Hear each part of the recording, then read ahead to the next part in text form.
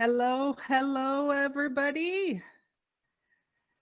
This is Hi. Everything Happens in the Conversation. We are today we're having a whole week of Let's Chat on about healing. And so I have lots of friends with me today. That is so cool. And I'm going to ask them to introduce themselves based on the order I'm going to give now, because I'm looking at a screen with an order. We'll start with Lindsay here. Let's start with the man. Lindsay, where are you from and what do you do? Well, hi, Jasmine. Hi, everybody. I'm Lindsay Barn, and I'm a transformative coach and musician. I'm in the UK, in Cambridgeshire, and I work with sound, vibration, and rhythm to help people to come back into balance and harmony. Sound is an energy. We're all energy. And so when you play different sounds, vibrations, and frequencies, the body interacts with those, and it allows us to come back into balance and harmony in an effortless way, in a way that we don't have to do anything other than just be open and trusting of the process that we go through.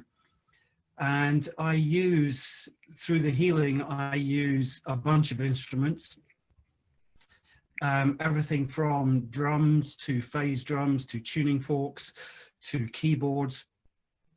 And I do a variety of different programs, if you like, sound healing programs or individual programs, depending on what it is the person or people want to achieve in life or where they want to go. A bit about a background on myself is I've actually been a musician on way more years than I care to mention, 40 plus, which is slightly embarrassing. But it's only in the last 10 years of that I've realized that it's not just all about rock and roll. It's a bit beyond that. And whilst that was a great lifestyle, doing good things with music and sound is certainly for me is very rewarding to see people transform. And I tend not to use the word healing when I talk to people about it. So I tend to use the phrase transformation through sound, because I think healing for me implies that there is something I am doing or I am going to do for that person, and I am going to get involved in their healing, which I'm not. What I do is I facilitate the energy and the sound and the vibration, the frequencies, and the person that you're working with takes those on, and it heals itself, because as everybody else I'm sure will agree, the body, the mind, the spirit, our emotional body, everything is a healing machine. And when we can relax enough and be quiet enough and allow the sounds, the frequencies and vibrations to come in, and just to be open to that, then the body will bring itself back into natural balance and harmony. It will find its own levels once again. So it's a natural process. Okay. Well, we're going to talk more specifically about it tomorrow. We're having a chat. So tomorrow, people tune in, because it's going to be all about Lindsay tomorrow. Ooh, I like the sound of that. You like the sound of that, eh? Okay. Gretchen, hello. We just had a chat together not long ago, but go ahead and tell us more about you. Okay, I'm Gretchen Lee, and I am a coach and a massage therapist. And I own a business in Gloucester that I named Saltwater Massage Studio. And I named it after saltwater because, to me, the ocean represents the most calming and healing thing that I know. And it's a place that I return to time and time and again when I'm looking for clarity and that deep, grounded, emotional healing. And also, salt water has many healing benefits to the body, healing skin conditions and things like that. And so to me, I chose that as my name because it represented something that I think a lot of people, especially people that live where I do, by the ocean, that we all really connect to saltwater as a symbol of healing and restoration. But the massage work I do is very focused on addressing pain and discomfort in the body. But I believe that massage is at its best when it both addresses the physical symptoms and also sets the stage for that, to facilitate a deeper internal healing, like what Lindsay was talking about. I think that when through massage, people are directed into a place of deep relaxation, that the body is able to then restore itself much better.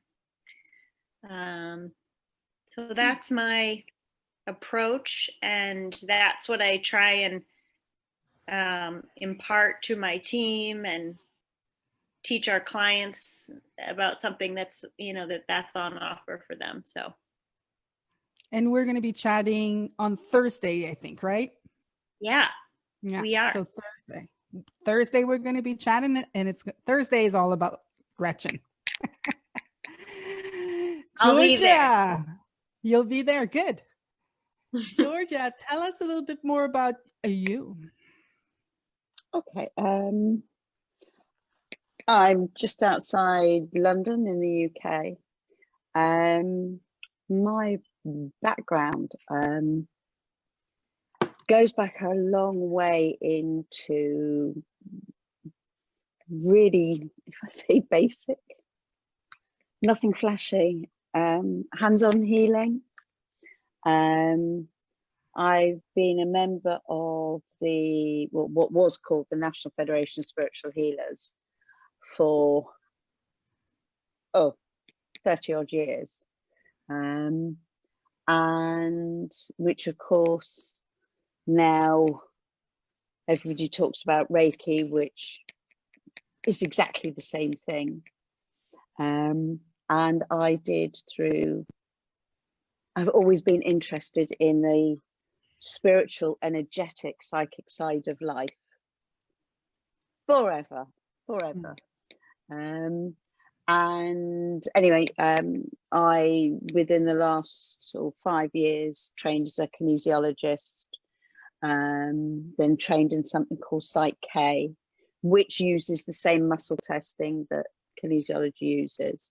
But kinesiology was about healing, giving supplements and using Chinese meridians and all sorts of stuff. Then I went and did my Reiki 1 and 2, etc.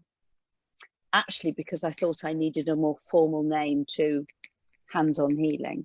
And it's all the same thing again, I keep saying that. And then I went and trained as a hypnotherapist. There's all sorts in there. And everything that I did took me back to energy and actually to the mind, our personal mind, and the fact that unless you see something there, the body will keep going out with something else in some other format. So for me, the healing is wonderful energetically, and a bit like Gretchen when she talks about people going down into that space, which I think possibly maybe all of us experience, of when they switch out of their thinking and reconnect with kind of the formless energy that's us, then true healing occurs. So I don't do a lot of it at the moment because we're so wrapped up in Supercoach, which we're nearly at the end of. Mm-hmm. Where it'll go, I don't know. We'll see. Okay, we're chatting with Georgia on Friday about energy. And then Aubrey, tell us a bit more about you. Okay, let's see. So I live I'm in Los Angeles, and I I'd say most of what I do right now is my astrology work. I have an evolutionary astrology practice. I work with private clients. I do little workshops. But it's really beautiful astrology work that is sort of similar in some ways to the work I did when I was an acupuncturist. I have a master's in Chinese medicine and practiced a form of acupuncture called 5-element acupuncture, which is much more constitutional and root cause sort of focused. And it's spirit focused. It's the 5-element acupuncturists really understand that 80 or more % of all diseases has a spiritual origin. And 5-element acupuncture was really this incredible thing that would help the spirit of a person come back into their body. And so I did that for about 12 years. And then, I don't know, I'm a curious person, so sort of life kind of took me outside my practice room, and now I'm an astrologer, which feels very similar to being an acupuncturist, but now I'm using symbols to try to talk to a person's spirit rather than needles and pulses. So, and then I'm at it now. I'm, like you guys, I wanted a way to keep on having the talk about spirit and how to really use all of the energetic information that I give someone in a one-on-one consultation, and people are really used to just doing astrology one time a year or one time in their life or when they're in crisis. And I was always looking for some way to have a more transformative conversation and sort of take it away from the chart. Like now you know who you are and how you're wired. Okay, what are you going to do with it? Like, let's talk about how to use it, right? Let's talk about the why and the what this all means for somebody. So the transformative coaching piece is now, I'm folding it into how I work with people, and it's really lovely. It's a very cool exploration. Anyway. Nice. Well, we'll talk about that a little bit more on Wednesday with Aubrey. Wednesday. This Wednesday, yes, in June. So, for me, I'm a business person. I'm not a healer. I'm a business healer, actually. I've been helping companies work with their business and finding out, where the pain points are and what I could do to help them make the company roll better. And the more I was working with the companies, the more I could see that the companies were run by humans. And the more I got intrigued by learning how humans work. And the first person I got intrigued with was me. How the heck am I working? What was I doing? And so I started listening to a whole bunch of different things and wound up, turning into coaching. And so this is where we're at today. And when I first started these chats, I was a little bit resistant in talking about healing because, one of the things that I've learned is that I was just thinking on one side, I don't want to don't want to offend anybody here, but I was only thinking of me, and I've been a lucky person. I've been a person that's been hurt by my mind. That's, basically whenever I've had pain, it was pain that I've created myself with my shoulds and my shoulda, coulda, woulda. So, like when I first started talking about healing, I was like, well, I don't really need to talk about healing. I mean, it's all made up anyways, right?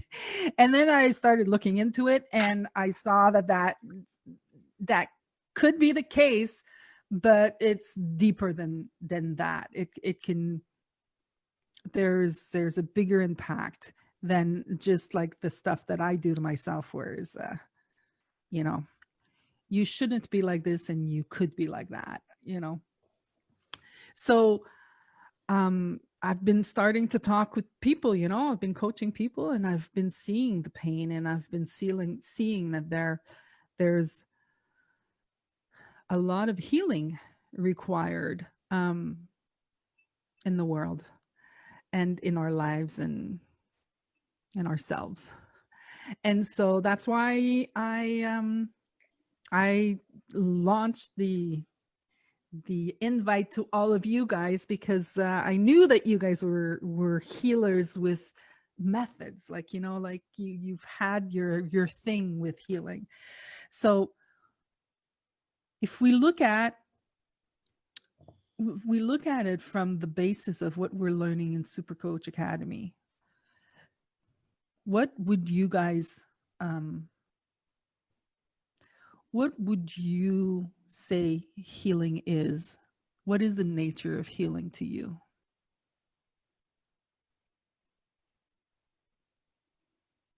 That's a really interesting question, Jasmine, because for me, as I said earlier, I kind of have realized that we only ever heal ourselves, and we only ever heal ourselves when we get out of our own way. But sometimes we need help with that, whether that be through coaching, conversation, or whether that be through massage, sound, energy, astrology, whatever it is that we do. There are things that can help us, I think, relax almost, to get out of our own way, and not just with our thinking, but with our energy as well, with everything that's in us. Because I know that when people get into a relaxed state and they let go, then healing can take place at every level, at a physical level, a mental level, an emotional level, and a spiritual level. And I believe 100% that, we are healing machines. We're built to heal if we get out of our own way and stop thinking that we need help, or we need fixing, or we need something doing. We just need to get out of our own way. And certainly my experience of my sound work that I do is, I know the first thing it does with clients is it relaxes them. And then the second thing that it does with them is it starts to resonate with them at certain levels, depending on what vibrations, frequencies, or rhythms I'm playing and using. And what I find really interesting about it is a method, but it's not a method. It's a way of doing it, but I have no fixed particular method of doing it with. And I'll work intuitively with the client to take it where it needs to go. And it, again, provided I can get out of my own way through the session, and Lindsay can park himself and just be open to what's coming through from the universe, if you like, in terms of the music I'm playing and the rhythms I'm playing, then I'm still, to this day, after all these years of doing it, astounded by what happens, the results that happen with it.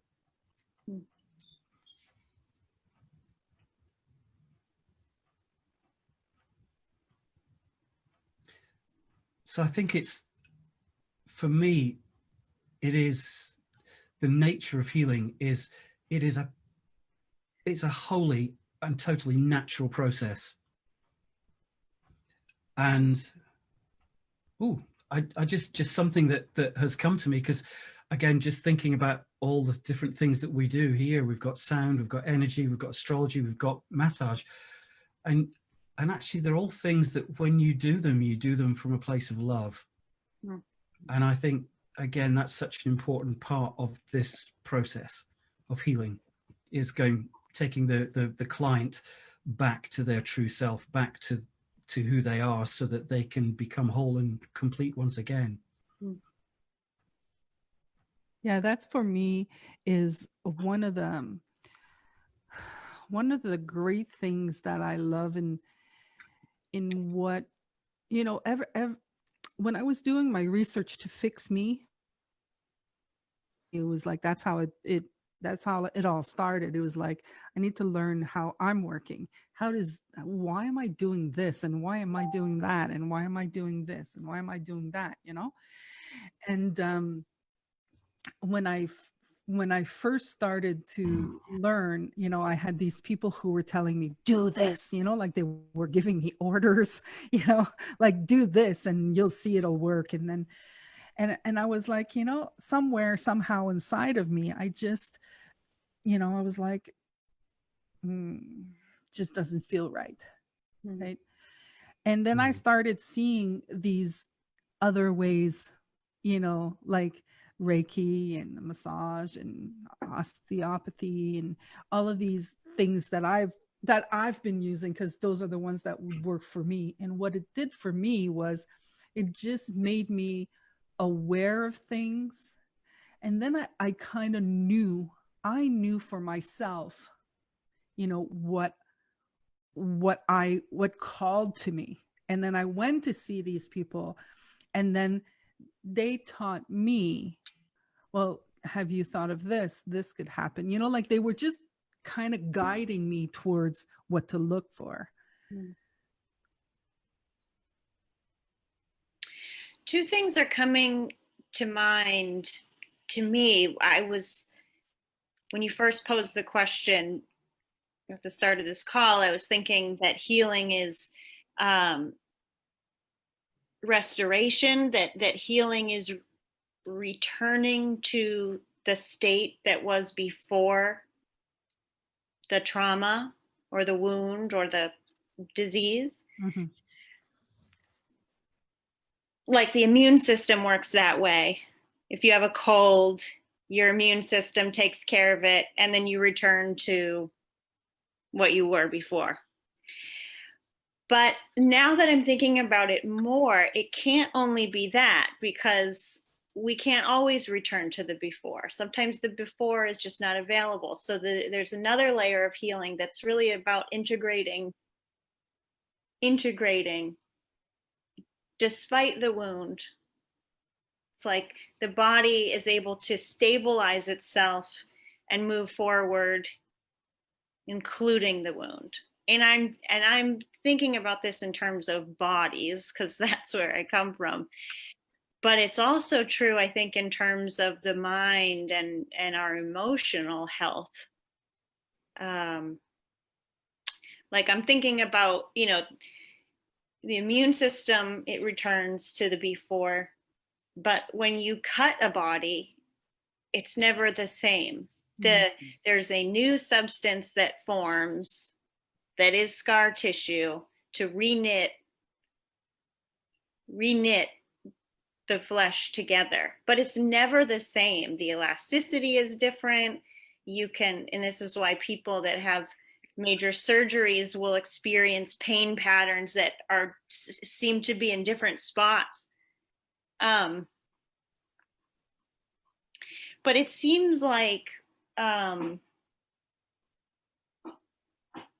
I don't know, I guess I'm just seeing that there's something about like when we as human beings want to heal ourselves emotionally from the things that have happened in our past.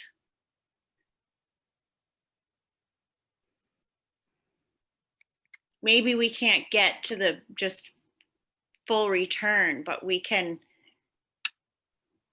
synthesize.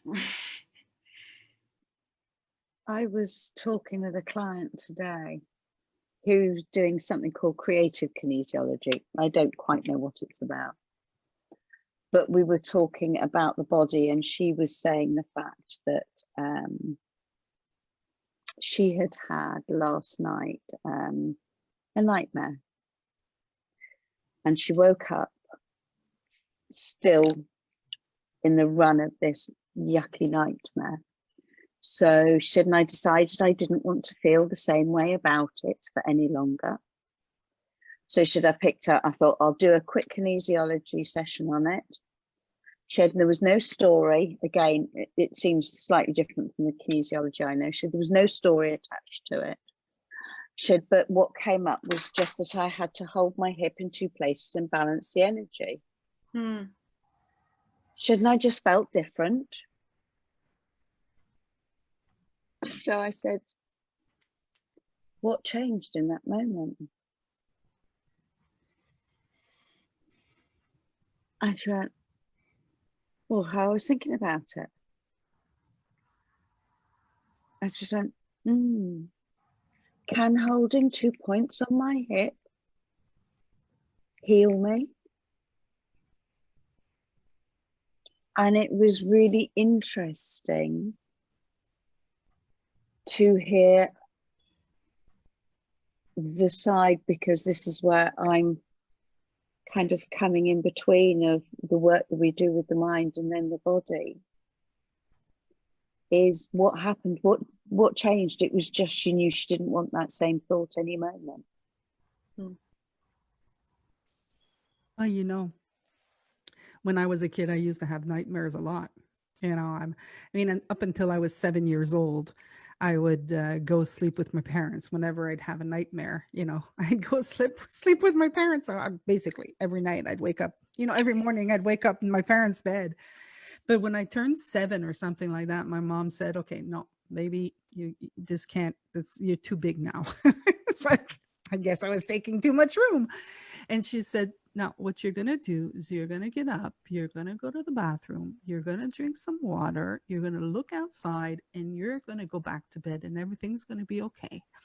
And trust me, it worked every single time. If I had a nightmare, I'd wake up and I'd do this process. And to this day, if I do this process, trust me, it still works. And years after, you know, because I'm in this work and I'm like, what? How did that work? Like I couldn't bring it together. So I asked my mom and I said, Mom, why did you ask me to do that? Like, what was the purpose? She says, it was just going to change your mind. And I thought, wow, it's true. That's what it did. You know, it's just my mind was focused at doing other things. By the time I got to bed, I forgot my nightmare.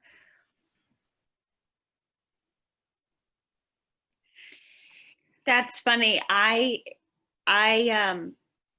to this day, when I have a nightmare, I think of strawberry shortcake on a swing set. because that's the skill I learned. But it's this. My parents said, think of something that makes you really happy, and that's what I thought of. But it's the same thing. It's just focusing your mind on something else.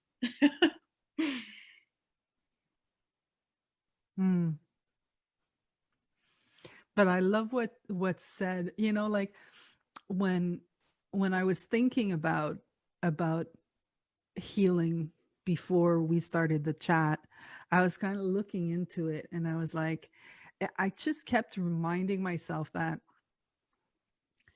the past is gone, the future is not here, there's only the present. And when all else fails, that's what I do. I come back to that. That's what I do. I come back to that, and then I look at what's there, and what showed up was that, and it comes back to what you were saying, Gretchen, where, you know, we get hurt, and then like it's done, right? It's over, but our mind just keeps it alive, right? There's something in our mind that keeps the hurt alive in us. And, you know, there are terrible things that are happening in the world, you know, and I understand how it must be difficult to stop thinking about them because they've happened. But wouldn't it be great if we could just remember, you know, that the only thing that exists is now, all the time?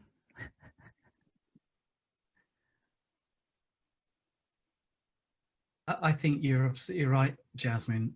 And on reflection, something that is evolving with the transformation through sound work I do and the coaching work is I find that people very often don't relax very quickly. So I find that sound and music relaxes them. Within 10 minutes of me playing something, they'll be totally relaxed. That opens them up, not just for doing sound work, but also for conversation. So I very often integrate Super Coach Academy, transformative coaching into that part of a session with people.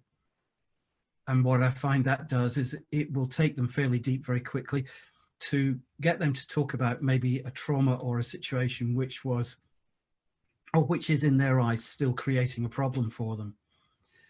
But then I tend not to coach with it. I tend just to listen and then use the music and the sound and the vibrations then to work with them. But they're open at it seems to me they're open at a very specific level at that point. And it's funny because actually listening to everybody, I don't think it would matter whether it was sound you were doing, massage, energy, or astrology. It doesn't matter. I think when you open them up, then you start to work with that. It's something that people don't need to do anything with other than just let themselves be open to it. And I think healing, whatever the nature of it is, can take place in that rich environment of peace, stillness, quiet, relaxation. Yeah. I mean, all of our things are tools to get to that state. And anyone who's looking for massage, for astrology, for music, for energy healing, they're looking to change. They're looking for an experience to change something, but they're looking externally at somebody else's wisdom and to give them that space or to give them something. So all we facilitate is that space, no matter what we're doing.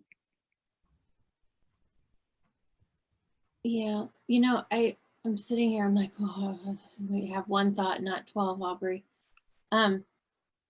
It's so, you know, at the beginning, when you asked the question, and now it seems so about what healing is. I don't like the word tool anymore. I really don't. I don't see what everything that we do as tools. I see them as languages. And they're all languages, whether it's sound or Reiki or massage or transformative coaching or astrology. They're languages that are speaking to somebody's heart. And in Chinese medicine, I just love the way they describe this, how the body works. And they describe every organ and every function in the body as if it's a kingdom. And everyone's job in the kingdom is to protect the emperor, the heart. You know, because when the heart is happy and the king is strong, the kingdom is peaceful and strong and healthy. And any disease, you know, is some official.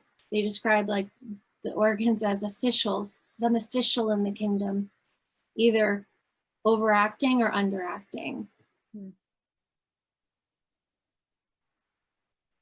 But once the emperor is happy and he can stop, the chaos calms down, he is the strongest voice in our whole kingdom.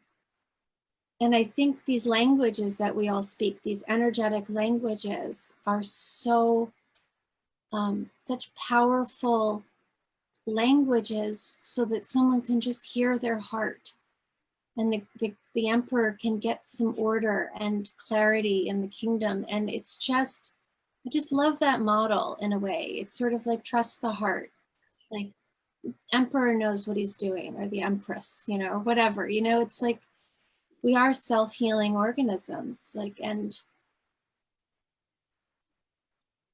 I mean, they've even demonstrated that the neurological cells of the heart are just, there's far more communication going on from here than there is from here.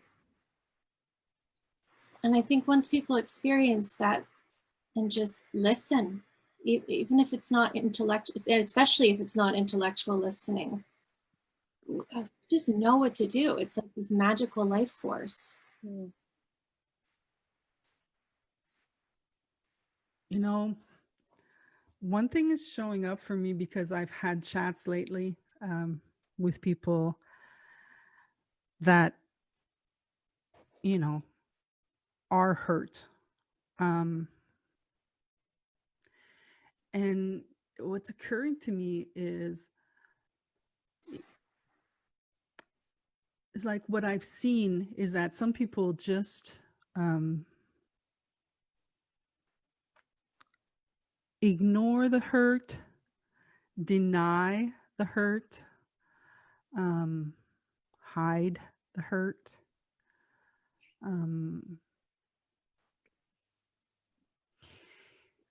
So like, I feel like telling people who are listening and who are hurt and who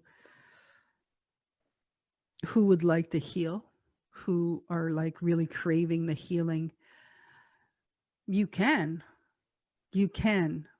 It is possible. And there's this place that I wish for everybody, that they could just get that they're okay and that they can handle anything. And the fear kind of like stops you from connecting to your emperor. Is that who we call him? But like your heart, like if you're wondering how to connect to your heart again, there's this thing that's in the way of what I've seen anyways, and maybe you guys can share what you've seen. But what I've seen is there's the fear,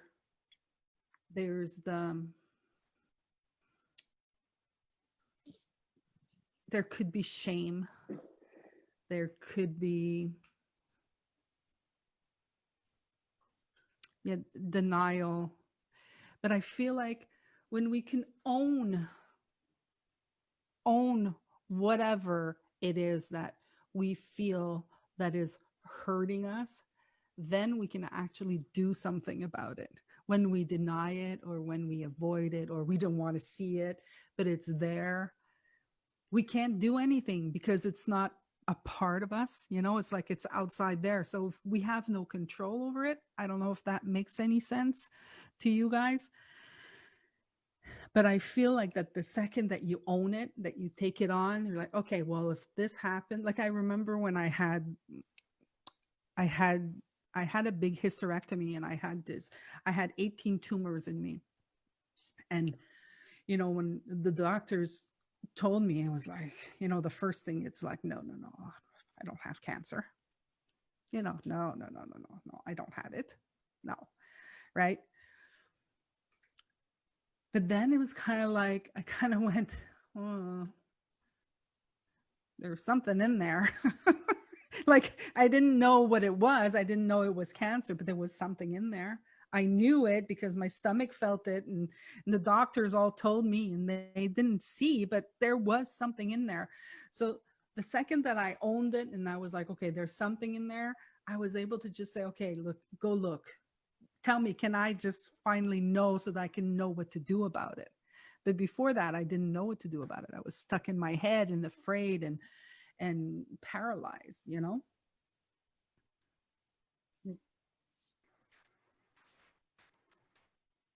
I think you're right, Jasmine. And I think the one thing I've noticed in my experience in life is, and I've done a lot of things. I'm a Reiki master. I've done spiritual healing. I've done NLP, hypnosis, timeline therapy, you name it. I've been out and learned all about it.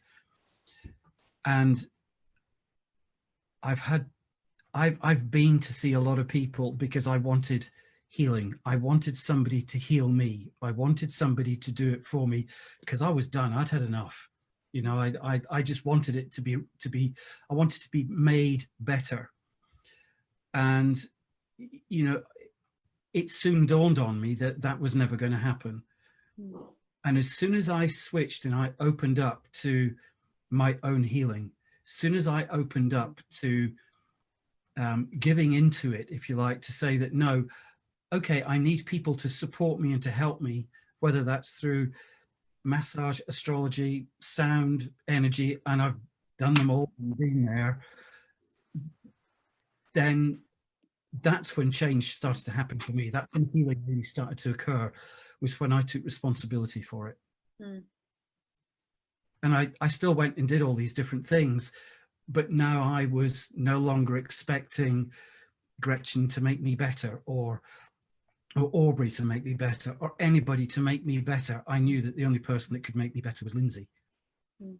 But all these things helped me get to the place where I could heal. And in a funny kind of way, that's where my search in my life took me for becoming whole again, becoming complete again. Isn't it interesting that we think we're broken? Yep. Because I don't know about you lot, what I've seen through this is I was never ever broken. I was always whole. I just thought I wasn't.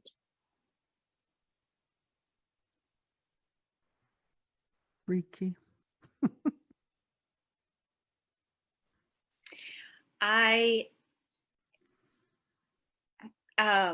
What you said, Lindsay, is bringing something to mind. I updated our sign at Saltwater last year, and so it says Saltwater Massage Studio, and then underneath it, it says solitude, healing, pain relief. And it only occurred to me later that that's a very weird thing to have on the sign.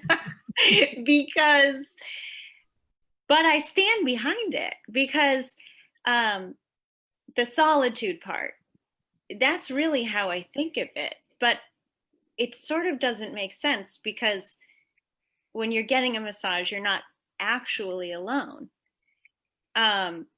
We're in the room too.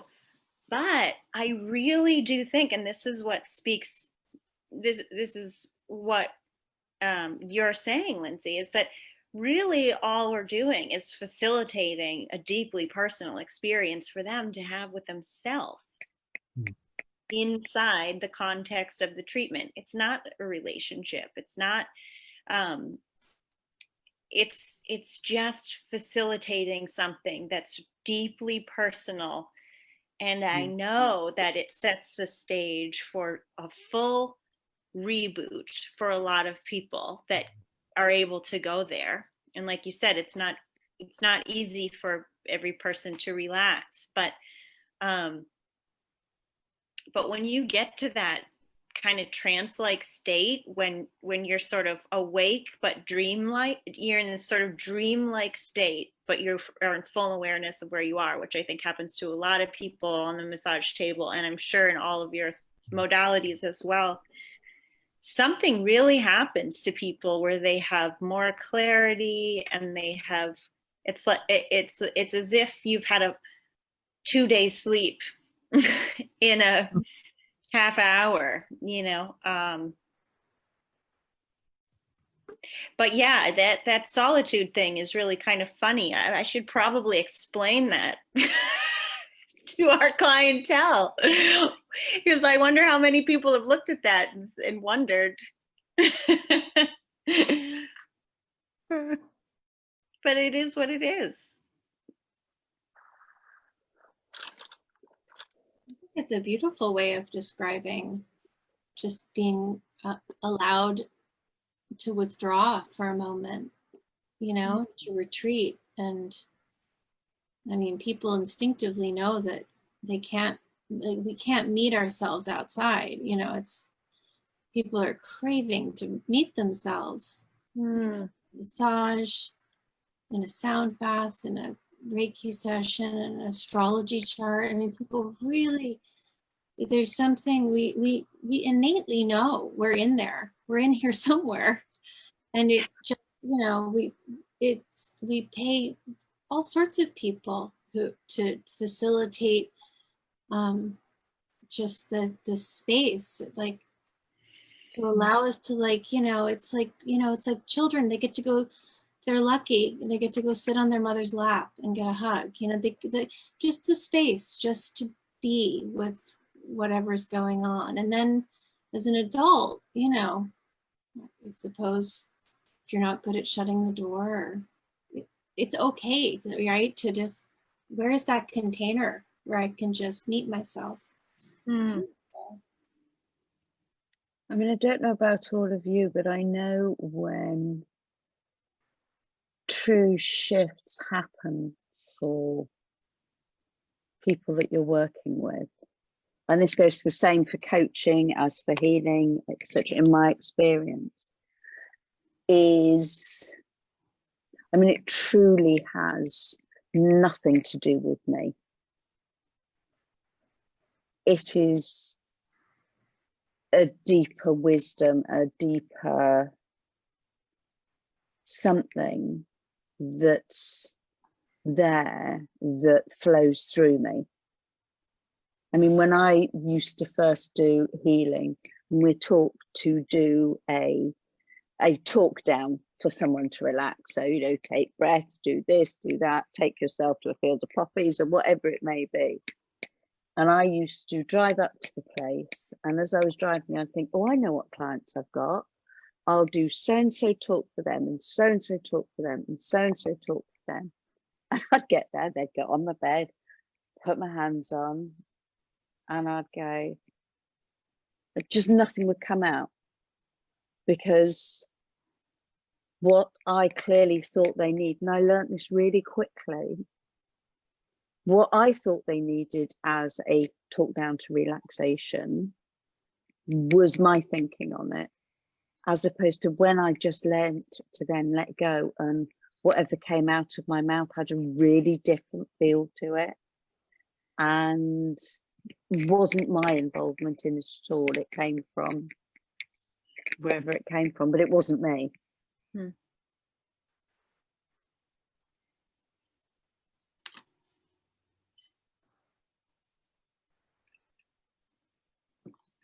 I think we are facilitators, aren't we?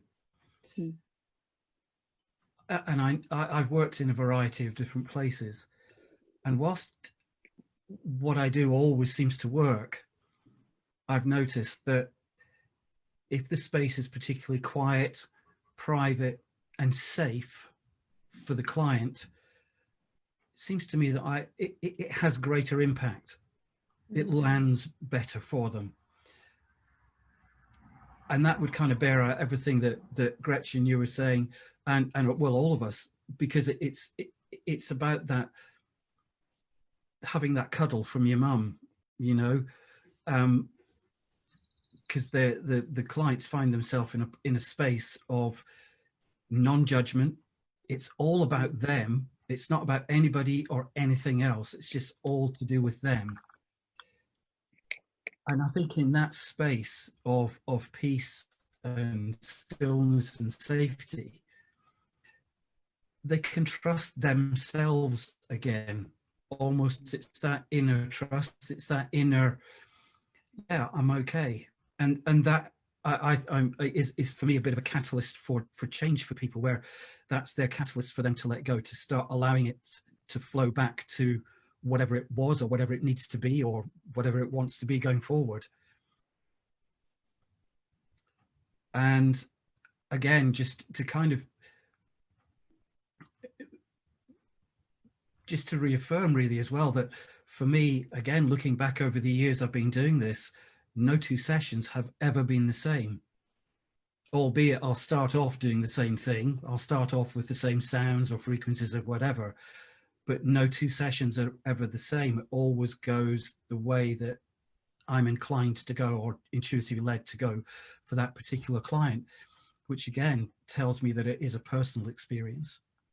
It tells me it's one where it's the client that we are being led by, not us saying, right, you know, I need to start with phase drum, tuning forks, drum, and then I'll talk, and then I'll do. It's being led by what you feel is right for the client.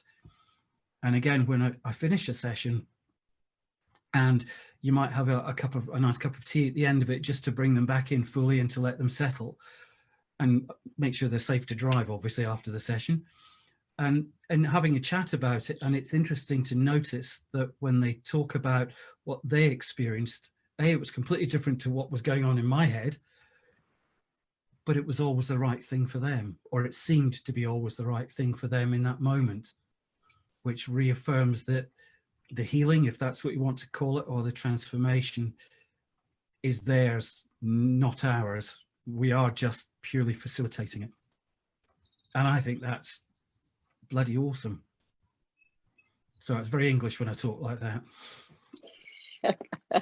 I have news for you. You're English. Actually, I'm Scottish, but that's another story. We won't hold that against him.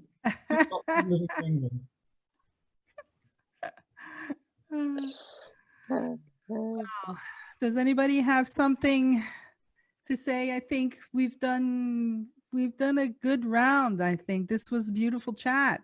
It was lovely. Yeah, this is beautiful. Amazing. Thank you, Jasmine. Yeah, thank you, Jasmine. Thank you. Our All. hostess with the mostess. Not a chip. Isn't that a chip? Thank you very much for accepting my invitation. I'm very happy. This is I hope that people are going to love it. And guys, just, you know, share, tell people we are here to facilitate your healing. So I'm going to end the chat here, and I'm going to keep you guys on. It takes a few seconds to say goodbye to Facebook. So Bye-bye, Facebook. live stream. Bye, Facebook. If you had questions, I'm sorry, I don't know how to get there. So I tried.